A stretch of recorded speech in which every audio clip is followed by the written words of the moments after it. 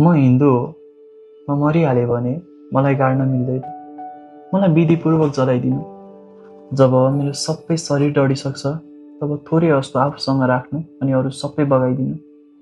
मलाई खोला नाला त्यति मन पर्दैन। मेरो नाममा एउटा फुलै फुलको बगैँचा बनाइदिनु।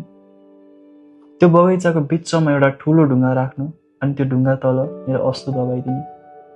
त्यो ढुङ्गालाई मनै सोची राम्रोसँग सजाइदिनु। तिमी चाहिँ जहिले नबिर्सी त्यहाँ आउने गर्नु ल।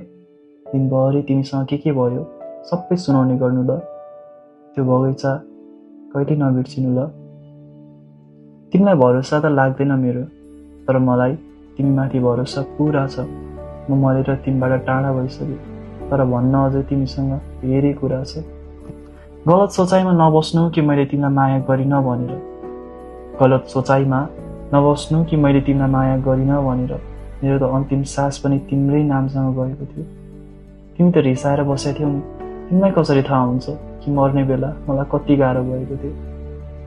अब गुनासो पनि के गर्नु, मर्ने बेला त साथ थिएनौ।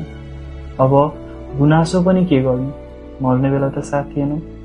हाँसेको हरेक पल सँगै हाँस्यौ नि, तर मर्ने बेला साथ दिएनौ। अब तिमीलाई रोकटोक गर्न पनि कोही छैन नि। तिमी खुसी खुसी बाँच्नु।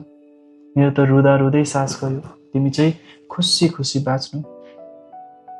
यो बगैँचा कहिले नबिर्सिनु ल।